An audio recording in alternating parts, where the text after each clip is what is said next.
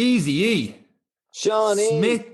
Smithy. Can we go Smithy? Does that work? Yeah, that kind of weeks works. coming from what? It kind of works, right? Although here I have to go Smythe, because otherwise if you say Smith, they spell it wrong. So the way I spell it, apparently it's Smythe over here. So Smithy, maybe. Smithy. That sounds like the Bruce Almighty movie. Smite me, Almighty. Anyway, Smithy, I was thinking of your advice last week going for a cycle, because we got into a few different talks at the end, Smithy. I'm going to keep saying Smithy every now and again through this podcast because I'm getting a kick out of it. I don't know why. That's true. Anyway, so we talked about cycling hills and how I didn't know the best way to cycle hills and gears, and you guys talked about needing momentum. So one of the routes I had around here was a 20K cycle. I'm trying to get as many hills as I can because I'm doing quests in a month's time. So I was trying to get as many hills and then do my run afterwards, see how J-legged I can run on, just because I want to run on tired legs to challenge next week. So I'm coming up towards my very first hill, which is a good kilometer uphill. It's of a hill. And see the two cars parked out in front of them. A good bit away, but they're literally at the bottom of the hill, right when I need that momentum. The two cars are like parked in like the middle of the road. It looks like one driver's just talking to the other. They just went past and they're parked there. And I'm like, they better move soon. They better move, because otherwise, if I have no momentum getting up this hill, I'm screwed. Like Rachel said on the podcast last week, or I should say Smitey said in the podcast last week, if you're halfway up and really struggling, you have to roll all the way back down and go back up again. I was like, I am not doing that on the very first hill. That will cripple me. That will cripple my session. I get closer and I realize I'm in much bigger trouble than I thought. It's not two cars. I swear to God, this is true. It's not two white cars that I see in front of me. It's three white horses slowly going up the hill. I'm like, my eyes are gone.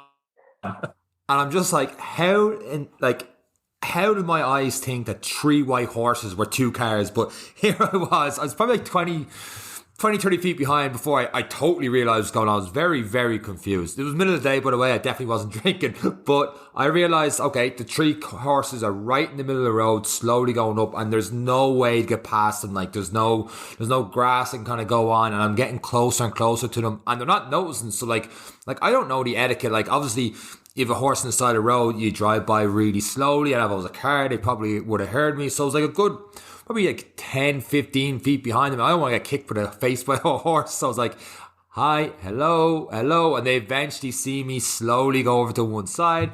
And then by the time I pass the horses, I'm like starting that hill already. And I have no momentum. I thought at one stage the three horses were going to pass me out, just trot on by me. So in today's podcast, we need to fix that. We need to talk about the best way to cycle up these hills. And I realize as I'm talking, you guys keep freezing on me. So even my internet's like, what's going on? I'm not gonna lie. I just heard you turned cars into white horses, and then you just cut off, and I was like, the man is a magician. Really, you're just wondering what he's smoking. I thought I was Snoop Dogg and I did Super Bowl. I was like, what's going on? God. But yeah, anyway, I really hope the story ended well for the horses, because Seán bikes and horses, I just don't think sounds like a bad sitcom. But but anyway, did you get up the hill? I eventually got up the hill, but I had no momentum. I was creased. I was like, it was the very first hill. I'm like, here we go. So like I was standing up and everything on the lowest gear and just trying to keep going. And it's a steep climb. Like it's the worst hill out of the 5 or 6 I picked. And yeah, it was a struggle. So you guys you hinted at it last week about changing gears and stuff like that. But I think in this episode of the podcast, we're going to strip it right back, because to be honest with you, I'm on the girlfriend's bike right now, and I don't know with good bikes or bad bikes or any deal or anything like that, especially with quests and all coming up. I was like, there's a bike, I'll use that, I'll raise the saddle. I'm not even too sure saddle heights. I have cleats. I'm not too sure if I need cleats, if I should have cleats or anything like that. I'm a complete novice when it comes to cycling. So this week, you guys are going to educate me on cycling, and hopefully through educate me, you're going to educate anyone else listening to this episode of the podcast. So with that said, we'll hit the intro music and let's go.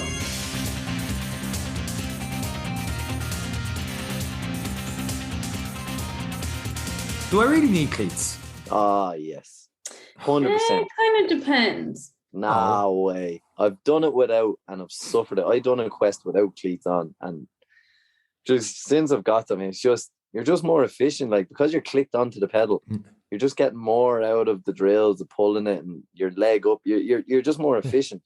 I find the hills if you slightly think easier. about it, when you're on a push bike, they call them push bikes because you're pushing left, pushing right, pushing left. But when you have the cleats in, it suddenly becomes a push and pull. So as you're pushing down with the right, you're pulling up with the left. And so from that point of view, lots of benefits there. But now my very first triathlon that I did without cleats on a bike that was way too big for me. Fastest transition 2 in the entire race, because I just had to come in, pop off the bike, through the bike and helmet down. I was gone. Meanwhile, everyone else is still struggling with their shoes. I didn't have a shoe change. Gone. So if someone's listening to this podcast, they're kind of like, they want to get their bike. Are you better off just getting a bike that has the pedals for cleats, or can you switch the pedals? Or what are you best off doing for, like, let's say people are listening and going, I've got, my first quest coming up, or is it cycle coming up, my first triathlon. Like, where do you start in terms of, because there's so many different options of bikes, and you're looking at one bike and it's like €600, and the one beside it is like €1,600, and you're like, what's going on there? Well, I can guarantee you the €1,600 one isn't coming with any pedals. Bikes don't come with pedals these days. Like I said, I'm a complete novice on this. So Rachel, Smitey, take over. What's going on? Well, I think Seán's face, that pause was just Seán's face dropping and coming to this realization. Why does a bike not come with pedals? Genuinely, a car, that's like a car not coming with a steering wheel. We'll start at the start for a beginner. Yeah. Like if you're thinking, I want to cycle, and like you've done, there's a bike, I'm going to cycle it. I think that is the best place to start. Adjust the saddle, cycle it, suffer it, prove that you're going to get out 2 or 3 times a week, build a habit around it, and then decide, okay, I've done this for a few months now. I'm willing to keep this going. Then it's time to say, okay, I'm going to invest in a bike, because it is an investment. And once you start, and Rachel will agree, once you start with one thing, the bike, then the pedals come, then the shoe come, and a nice new helmet comes, and then you're adding on the bottle racks and the tri-bar. So prove the concept, which you've done. You've gotten on the bike, you've cycled it. It's probably horrifically out of size for you, but it's a good start. But yeah, that's the big thing. I know a lot of people with very, very shiny bikes that are sitting in garages. You need to prove that you're going to use it first, and then that's where you start. And then I suppose, Rachel, you can go, when you walk into a bike shop, they're going to try and go, you can start at aluminium, you can go carbon fiber, and all of this is going to sound bizarre, but all of them come with a price. And that's basically carbon fiber being the lighter bike, aluminium's being your sturdier, heavier metal bike. And you used to cycle my old one. We called it the Yellow Submarine because we said it just sink into road, never mind water. It was that heavy. But that was an aluminium bike. It was a €300 bike. So you can buy an off the shelf kind of racing bike that's it can pedal, and it has little not even click in cleats. It has to put your feet in and pull the straps kind of pedals. So you can get bikes for that. It just depends on what level you want to go. With the racing, like Rachel's going to be looking at top end bikes now, because Rachel's getting very fast. So, but for me to get started, I just got my €400 bike. The most I was ever going to do is 20k here and from work or whatever. So you can start very easy, and then sizing is the best thing. But most shops now are going to size you to a bike. Most guys will look at they're getting very good at offering more than just selling you the bike. They're kind of suggesting something in your size range. So for me, it's bike frame is the size. So I'd have an extra large frame. A lot of the female cyclists then offer into the female range a small, medium, large as well. I don't know what size bike you have, Rach. Well, I actually have a female specific bike. So my bike is a Giant, but it's actually a Liv, which is the female brand of Giant. So I think it's just slight differences in terms of the top tube, the kind of angling of that. But I think mine is a medium, but a women specific medium. So I would actually be a small men's. if I was to have a men's bike. But I do completely agree with what Eric said. Like, I started cycling 4 years ago when I got injured running, and I should be on about a 52 centimeter frame. I started off on my boyfriend's 56 centimeter bike, did my first triathlon on that. Miles too big. I looked lost on this thing, but I had to prove to myself that I was going to stick at this, that I was actually going to cycle it more than once a month before I went out and spent big money. I only got my bike. I only actually bought my first bike 16 months ago, maybe November 21, or yeah, I think about 16 months ago. So, definitely take Eric's advice. Just get on a bike first.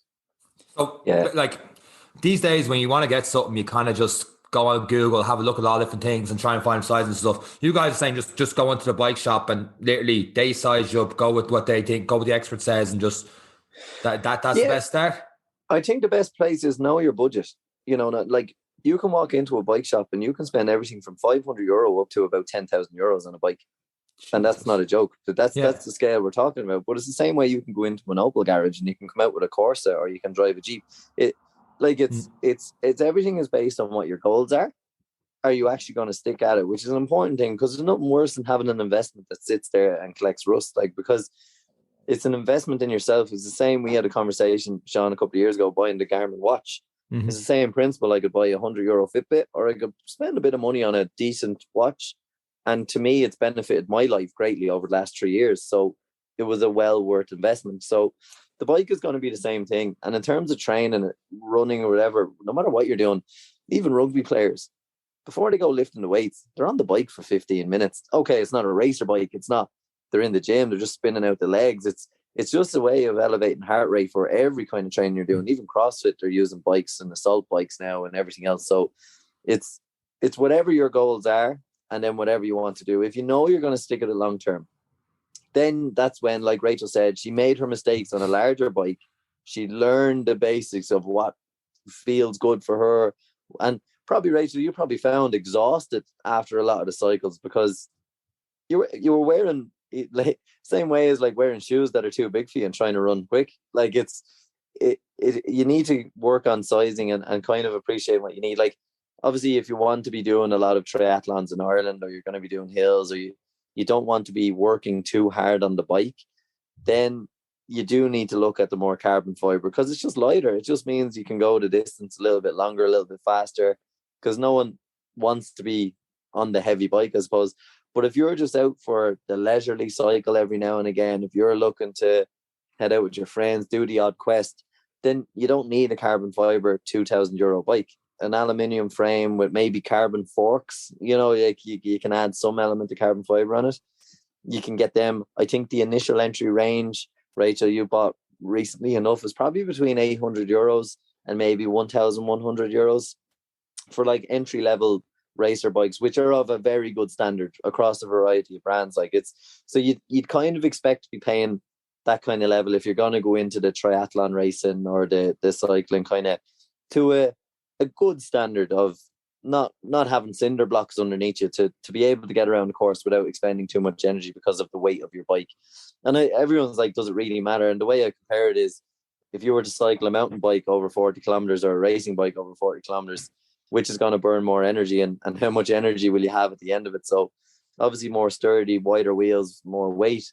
The racing bike, obviously, the lighter it is, the easier it is for you to get up and down the hills. So it does make a little bit of a difference. But yeah, Seán, anywhere from €800 up to €1,200. And mine specifically then in the male category, and it's a larger frame, is entry level. So they say entry level. So it's basic, bog standard entry level carbon. So the whole bike is carbon. And that cost me €1,600.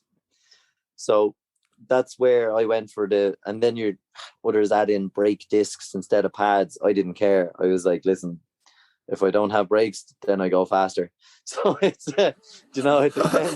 It depends on your attitude to it. But just sort of very quickly, like in terms of bikes, yes, there's what the frames are made of.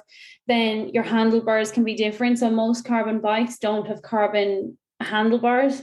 And I suppose that's in case you fall. It's easy to see a crack on a frame. It's not as easy to see a crack on a on handlebars. So that's the price. And then also the braking system you use, but what the components are. So whether you have something like Dura-Ace, Shimano, maybe Di2, so electric gears. So, you start going into all, and we're not going to go into all that detail now, but depending on what your shifters are, what your brakes are, basically the model of the components. There's different categories. There's 105, Dura-Ace, Shimano. So you can basically, whichever one you go for, it comes at a price. So this is why you just need to go in and really talk to the person. Like when you go to the bike shop for the first time, you shouldn't come away with the bike, I don't think, if it's your first time going in. I think you really need to go in, see what are your options, and understand the different models and what components you get with it. That was a lot of technical. I felt like I was back in the engineering class, all the kind of technical stuff you threw out there, Rachel. I was completely lost there. I suppose getting away from the types of bikes and stuff like that, is there anything and to me, the answer is down to the gears, I suppose. And even like the front part of the chain on was like 2 or 3 different levels. Well, the bike I'm cycling now has 2. And to be honest, I'm not even too sure which one I'm on. I'm just basically using the opposite side, make it lighter to go pills, make it heavier, more resistance when I'm on the flat to go a little bit faster. Is there anything that you started cycling with that you had a different conception of, that's the wrong word to use there completely, but an idea of something you realize now this tip or this trick is actually what you should be doing? Because Eric, you were talking about how, cycles being heavy and stuff like that and hills based on the frame and stuff, but I'm sure there's different things you're doing when on the bike you can make it easier or a lot more difficult for yourself without even knowing. That makes sense? I get what you're coming from, and it all comes down to efficiency. And it's like bike, like anything, is a science. Like running is a science, nutrition is a science, and cycling they've started to appreciate as a science. And it's all about power and efficiency. The same as you're running, how efficient you are as you move across the surface, it ends in a good product. So when you were asking then about, do I go with the cleats? If you want to have an easier time, then absolutely go for the cleats, because as Rachel alluded to, not only are you pushing, you're now pulling.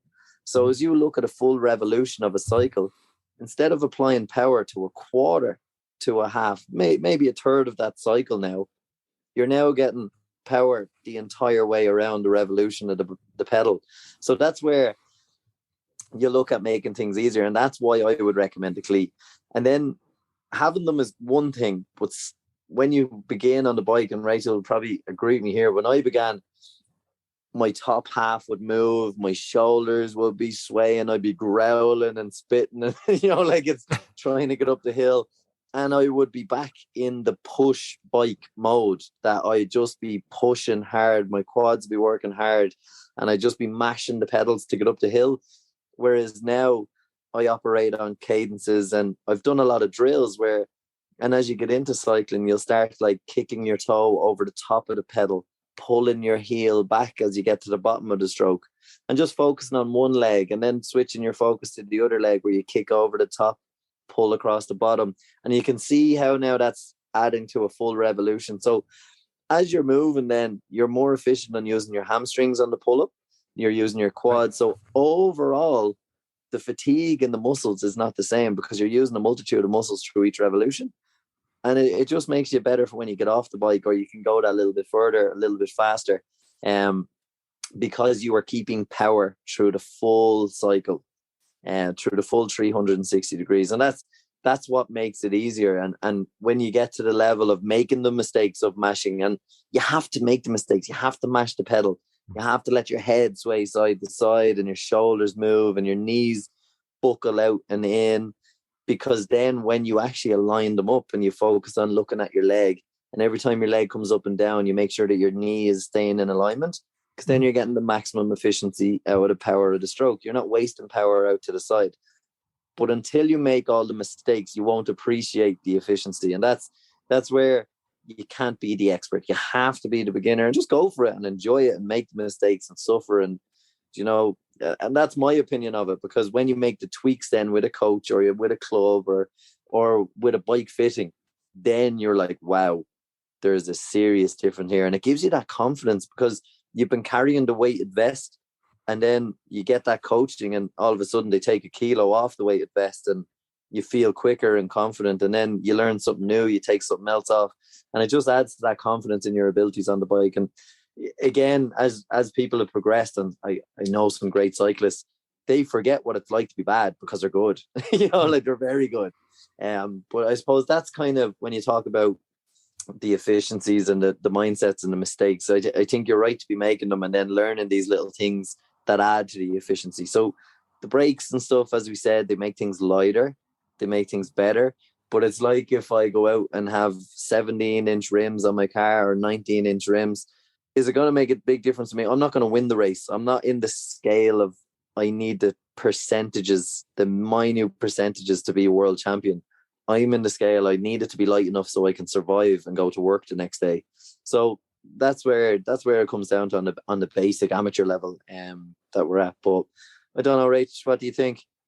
Well, I think just to go completely less complicated than that, one piece of advice that I was given when I was started cycling was that when I got to a hill, I would always gear down as low as possible and spin, and just spin until I got to the top. You're probably at that stage, Seán, where you're just drop, spin, spin, spin. But I kept getting told to apply pressure. And that's kind of what Eric said as well. Apply pressure continuously. But by being in maybe a higher gear, like still very, very low, but not that I'm spinning aimlessly, that I'm still putting pressure. Number one, you're getting up slightly quicker, so the torch is going to be over more, but you're keeping everything engaged. So when you finally hit the top, you pedal over the top. That's also another piece of advice. Don't stop pedaling when you hit the top, because then you're just going to be like, oh, I've made it. And suddenly you'll feel crap. Pedal over the top. And it's just a few things like that. And like, it takes a while. Like I remember I used to just avoid hills when running as well, but I used to avoid hills cycling. But now, I love them. And one other thing for gearing is that, standing up is a great way of getting up a hill. And when you stand up, you should gear up one, because you can apply a bit more pressure when you're standing versus when you're sitting. So if you're sitting down, applying a bit of pressure, when you stand up, you can gear up and then stand up. And it is important, I would just say, to watch videos, because I don't even know how to explain this, but you literally pull your bike from side to side. If you ever watch them going up mountains in like the Tour de France, bike going side to side. So, watch a few videos on that technique, and like that takes a while, but that can just help you get over the top of the hill. If you've been sitting down for a while, but then you're getting fatigued, just get up out of the saddle. It just changes things up a bit, just gets you out of the rut. Yeah, it is a good one. And like that, I've done it many times, and that's where the grinding, growling, screaming kind of element comes into it. And it's just not nice, but the efficient, I've probably gone a little bit high in the explaining of it, but as Rach was saying, is a lot of times we'll go the easiest gear and just spin all the way to the top and still have the same outcome. But yeah, that little bit of pressure, it does make a big difference. For not a lot of muscle fatigue, it's just that little bit of extra, and you gain so much more from it.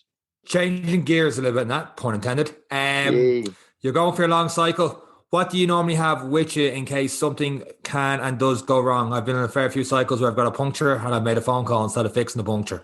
So, oh, well, you can see in the background, I have this fancy bag on the front of my bike. Right. I don't think there's anything in it. I think it's empty. So Rachel's Smitey's answer is nothing. Bring nothing with you, and you won't get a puncture, and you'll be grand. Bring your well, now to go another step further, I said, got my bike brand new, first new bike I'd ever had. I am absolutely obsessed with it, and I was carrying around spare tubes, as you do. That's pretty normal to carry around spare tubes in case you get a puncture. But I actually have this thing called tubeless bikes, which means my tires don't actually have a tube in them.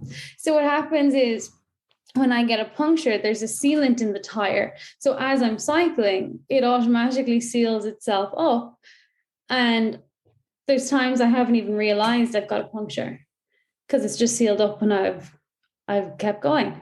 So you can see why carrying those spare those spare tubes was kind of pointless. So that's just another thing, like having that. One thing I do have is, and you can get this for your car tires as well, is like a plug. So it comes with like this strip of, I don't even know what it is, kind of like a plastic thing.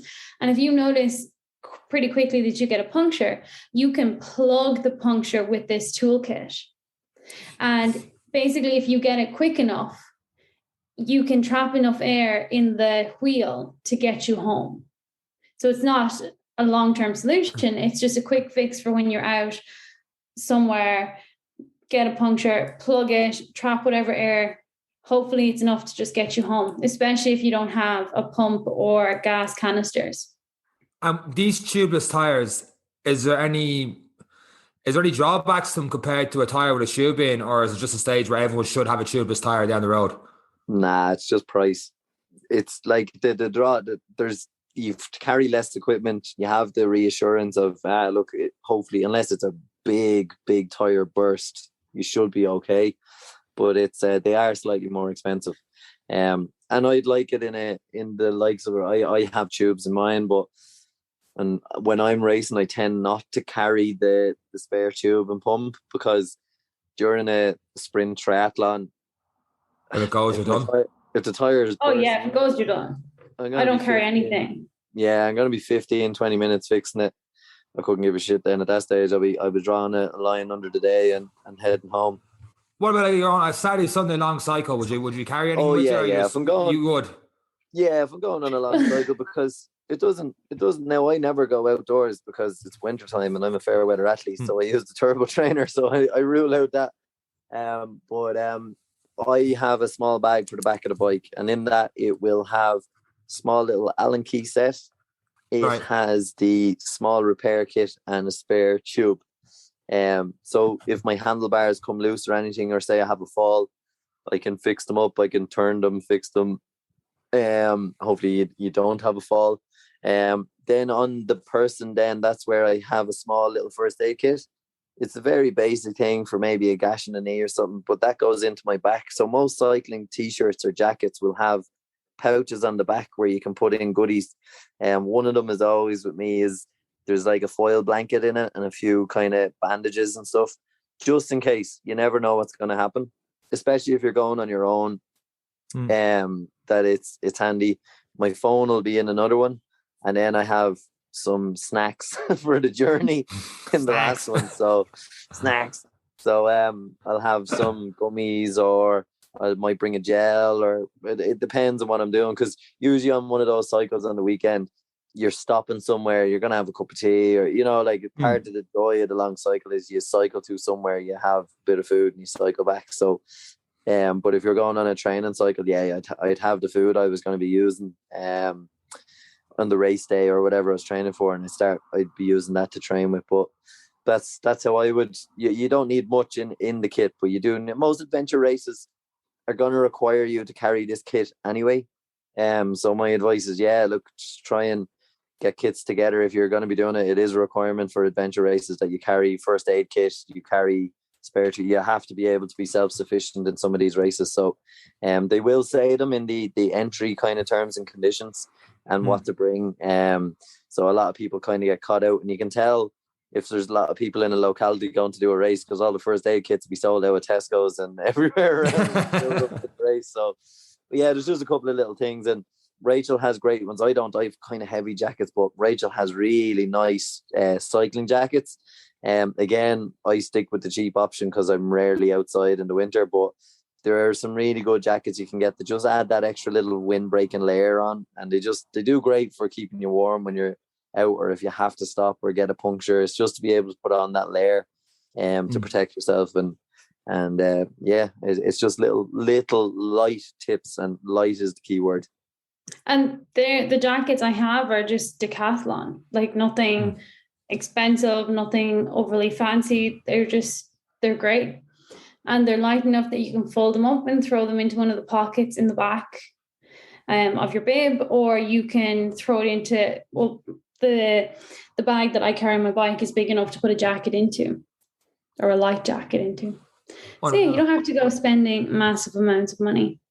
No, so like, just before we move on to one last thing on this episode, is there any kind of gimmicks and different things in the bike that we haven't mentioned yet? No, the other day I ended up buying lights and stuff for the bike, so I was cycling in the mornings and stuff to work, and my God, they were useless. But anyway, but is there any, like, the other way you have different cycle shops and like this, you gotta have this, you gotta have this, the bike, and next thing you know, you got 27,000 things on it, mud flaps and all the rest. And is there anything you do or don't need, or anything you would recommend that we've not touched on yet?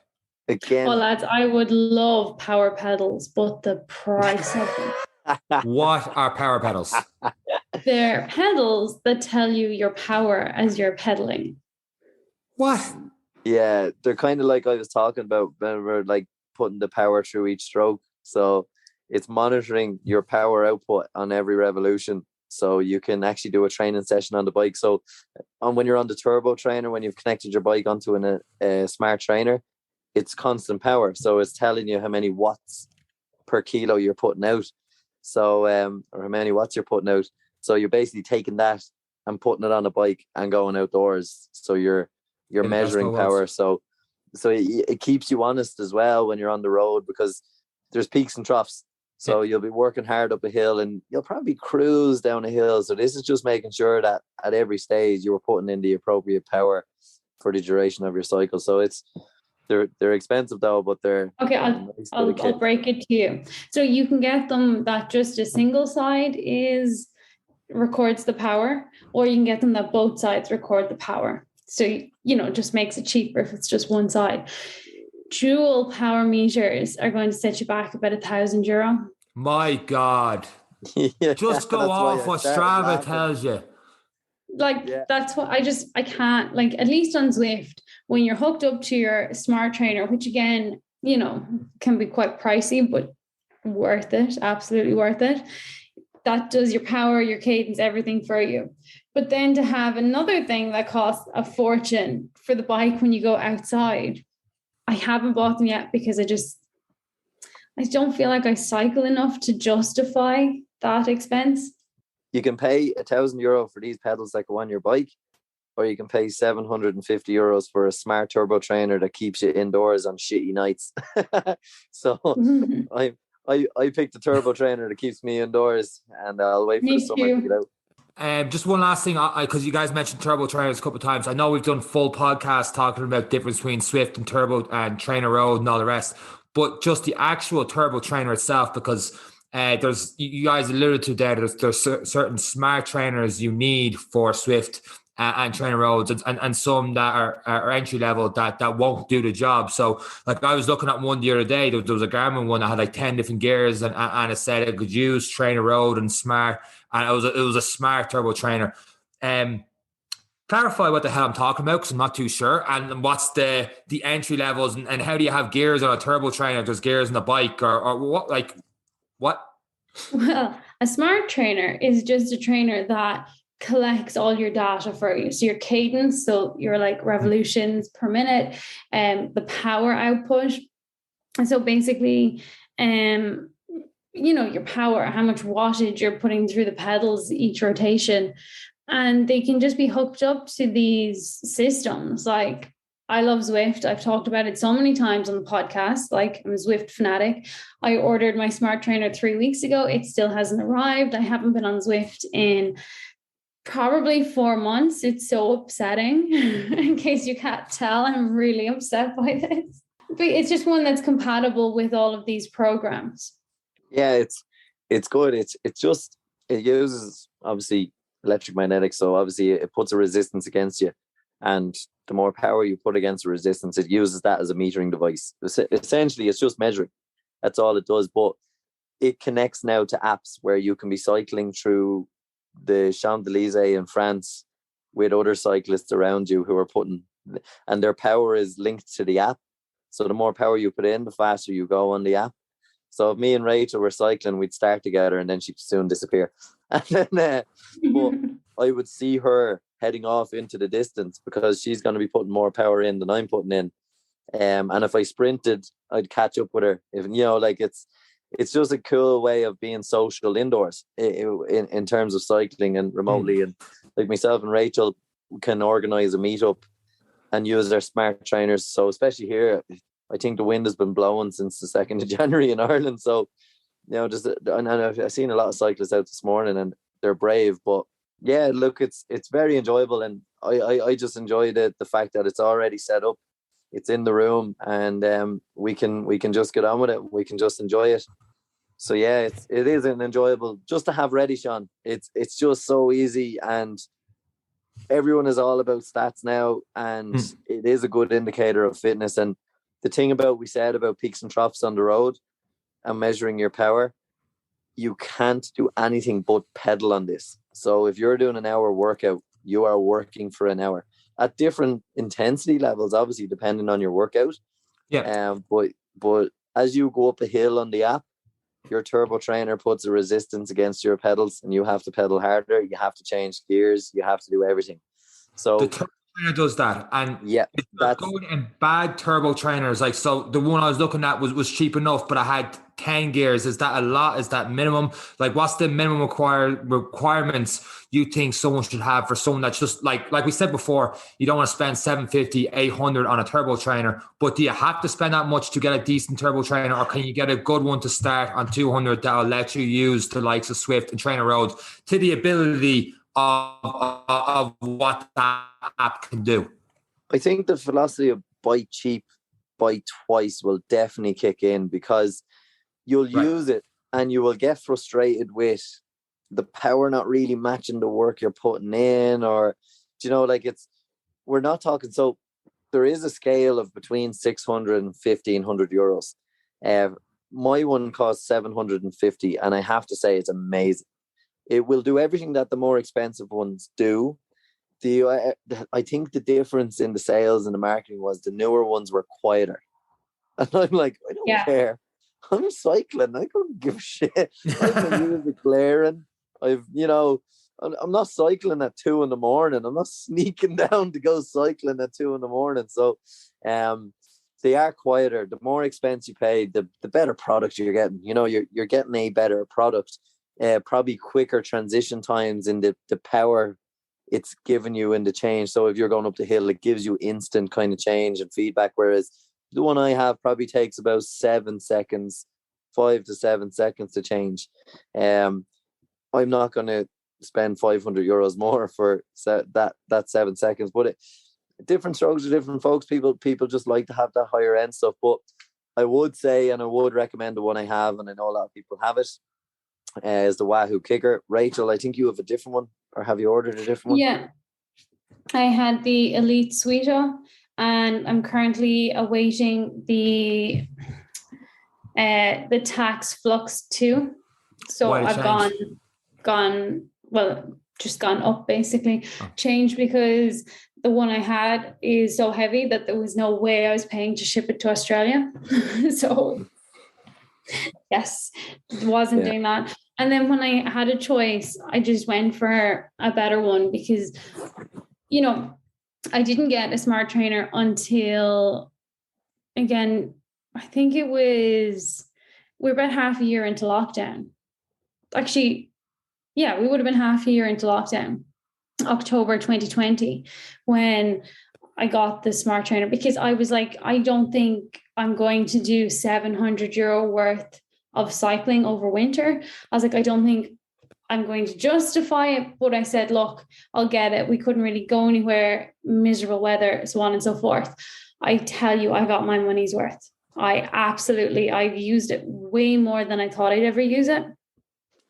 But now I've just gone for, I suppose, a higher end one, because I know that I'll get the value out of it. I do the racing, I race in the Zwift Racing League in the A category. I do the time trials, I am racing with a team. So for me, the more accurate and stuff it is, the better. Whereas I just go on to do a training session. I'm not racing. I'm not competitive on the online frame. I don't need the top end scale of precision. I just need something that gives me a training session when the wind is blowing and it's raining and it's cold and I don't want to go outside. I've no excuse. I have to get. It's looking at me. I just get on it and I'm like, oh, this is great. And you can see your progress in your stats through that you're getting better week on week to heading towards your own goals in August. Yeah, and that's the great thing. It will show you the different areas, and that's why I like trainer. I use both, so I will load my cycle. So the smart trainer will load the program through Trainer Road, and that will set the power. So when I'm on Zwift, it's just to give me something to look at, another cyclist to look at. But my power has been set from a strict workout I'm following, a workout plan. And it shows you, okay, after that cycle, your tempo has increased by this, or your endurance has increased, and then it keeps altering workouts. And that's why I like it. It alters it to suit. But again, going back to basics, just get on a bike first. Just prove that you want to cycle, and it's coming into summer. It's a good time to think about it. And I know we went wild with pedals, but if you're going to be using a bike during the winter, and Seán, maybe or maybe not be able to verify, a very light mudguard can go a long way. Oh my God. I destroyed. I went for a 20K cycle, and like I came in, they're like, where the hell are you? I was like, why? My back was just completely destroyed, mucking back in me helmet and then the works, like just anywhere around here. It was obviously a little bit of a wet day, but it was dry out, it wasn't raining, but just a bit of muck and stuff in the roads. I'm destroyed. Mudguard is a definite need.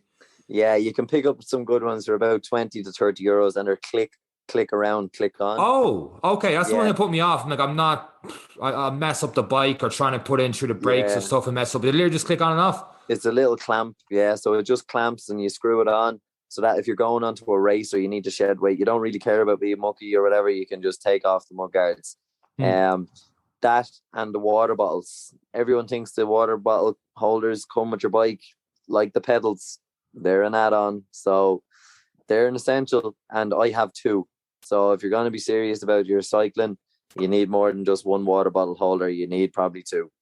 So that you have two bottles, you have a litre on your bike, and it'll keep you going for a little bit longer. So they're just two things that I think are a must to consider when you're purchasing your bike. Is a clip-on mudguard for the back, is particularly if you're planning on cycling to or from work, and water bottle holders so you can drink a little bit. I'm sure you showed up looking like an absolute ogre to a couple of sessions, but it's just.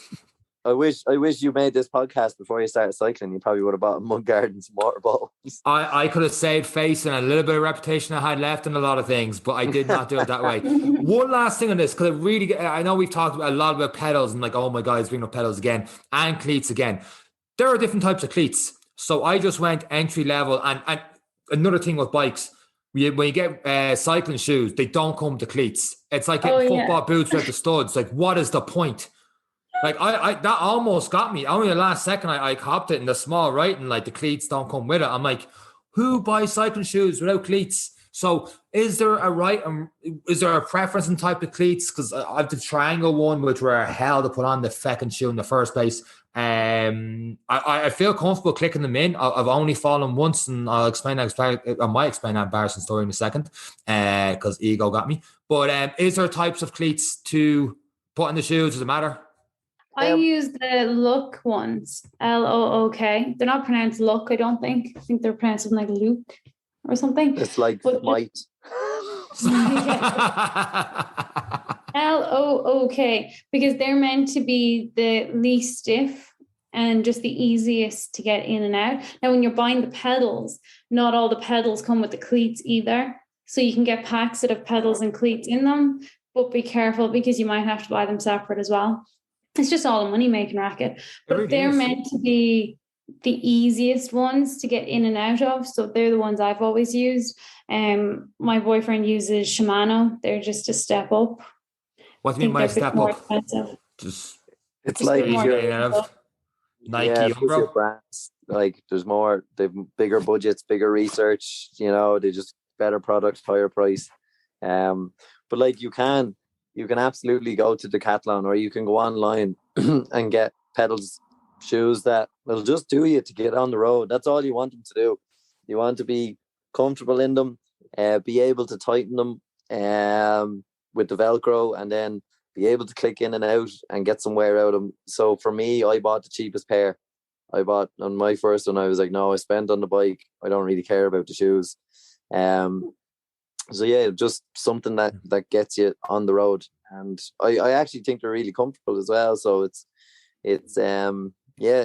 but again, when you're looking at shoes and cleats, you're anywhere from 80 up to the 200. Really, it's like running shoes. I can buy a pair of Nikes for 30 and run in them, or I can buy Hokas for 150. You know, like it's anything you want. I just think in terms of impact on the body, are your shoes on cycling gonna impact your body majorly? Probably not as much, but it's just once you're comfortable in them and once you can click on and off the bike safely, I think you've got a good deal. Whatever price gets you there, then you've got the best deal. And buy half a size bigger. You reckon? Do you agree with people that say that?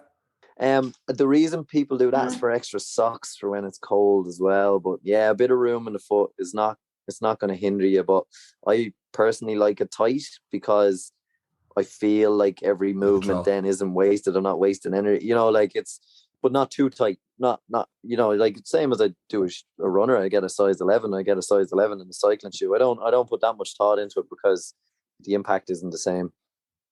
Whereas I went a size up on my first pair because I got them on clearance for $10 in the States. I wasn't being fussy. $10 for a pair of cycling shoes. That did me probably, actually, I got them in America in 2019 and I threw them out when I got to Australia this year. $10. And I just threw them out because, I mean, oh my God, they got some use. But that's what I'm saying. The impact, it's null and void on your body. They're just a shoe that connects you to the bike. And that's how you should see it. And whatever money you want to spend on it, spend. But it's, there's some good ones. They are some good ones. Also, bear in mind, you're wearing a really thin sock because, well, for me and Rachel, you're getting off the bike and you're going for a run afterwards. So we're usually wearing running socks. So, you know, in the winter you will add on if you're going out, but if you've bought the turbo trainer, don't worry about it. Just buy a shoe that fits comfortably and off you go. Well, it's a good thing that summer's around the corner. We're about to hit March 1st, so hopefully the weather starts getting a bit better, a bit brighter, and we can put the turbo trainer to a side and get a half decent bike and away you go. So, a few months of turbo trainer before you even think about it. Wait till May, June. Well, I don't know you're coming into winter, but still. I'm coming into winter. I just want one to get out of the heat. I'm not going cycling in the heat of the day. I started my cycle at 5:15 a.m. Saturday morning. Pity. So that we could be done before the heat hit. Hard life. Smite looking for sympathy and getting none. No. Nothing. Deserve nothing. And on that note, I suppose, unless guys, one last thing to add about cycling before we wrap this one up? No, I think it's just addictive.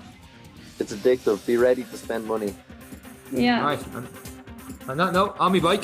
Guys, thank you very much for listening to this week's episode of the Any Given Run Day podcast. That's it for myself, Eric, and Smitey. Take care. Bye. Bye.